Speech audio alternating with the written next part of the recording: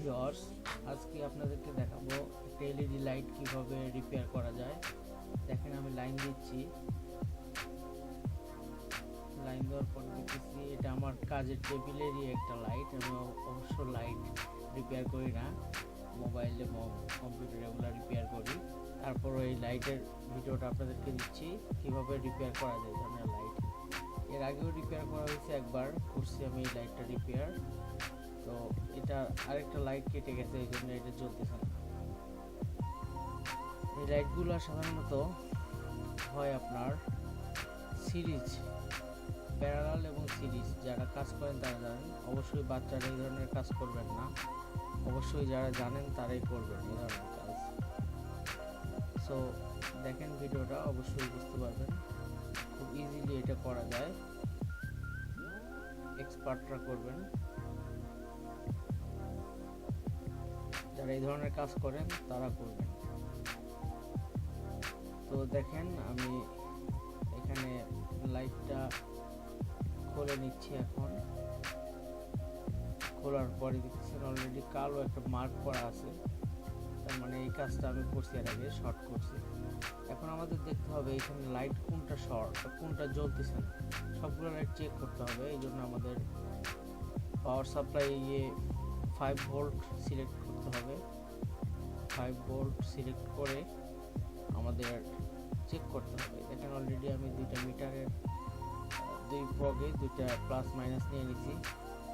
এখন আমি চেক করব যে এটার মধ্যে আসলে কোন লাইনটা, কোনটা চোর বা কোনটা হচ্ছে জ্বলতেছে না, কোনটা সমস্যা। দেখেন ফার্স্টটা জ্বলতেছে, লাইট আসতেছে, সেকেন্ডটা দিচ্ছি, সেকেন্ডটাও জ্বলে, থার্ডটা জ্বলতেছে, এটাও জ্বলে, এটাও জ্বলতেছে।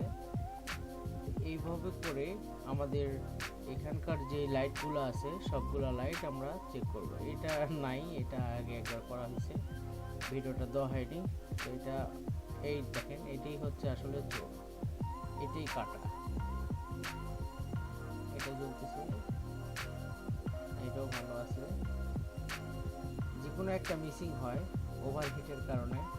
নিচে একটা ধরনের প্লেট দেওয়া থাকে এই সার্কিটের নিচে, লাইট সার্কিটের নিচে।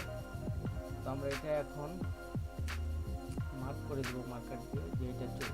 এটা চেঞ্জ করে ফেলতে হবে, চেঞ্জ করলে ভালো, যেহেতু আমাদের কাছে বাল্ব নেই, এই জন্য আমরা এটা টোটাল রিমুভ করে ফেলবো। আয়রন দিয়ে টোটাল ফেলে দিয়ে এই জায়গাটা আমরা শর্ট করে দেবো। উঠানোর চেষ্টা করতেছি,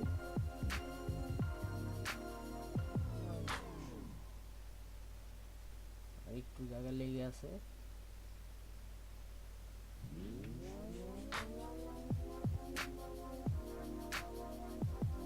পাশেরটা একটু প্লাস্টিক মানে লেগে আছে, এলইডি যে প্লাস্টিকটা থাকে ওইটা পুরোটা রিমুভ হয়ে গেছে। তো আমরা এখন এই জায়গাটা ক্লিন করব, দেখার জন্য যে কোনো শর্ট আছে কিনা বডির সাথে। যদি শর্ট থাকে তাহলে সমস্যা হবে। সো এই জন্য আমরা থিনার দিয়ে টিস্যু দিয়ে পরিষ্কার করে নিচ্ছি। দেখতে পাচ্ছেন চকচকা দুইটা লাইন বের হয়ে গেছে। আমাদের এখন কাজ শুধু রাং নিয়ে সোল্ডারিং করে এই দুটো লাইন আমরা এক করে দেব। যারা সিরিজ প্যারালাল বুঝেন তারাই এই ধরনের কাজগুলো বুঝতে পারবেন, তারাই করবেন আশা করি। তাছাড়াও করতে পারেন যদি আপনার অভিজ্ঞতা থাকে। তাছাড়া কারেন্টের জিনিস নিয়ে অবশ্যই বাচ্চাদের খেলা করার জিনিস না।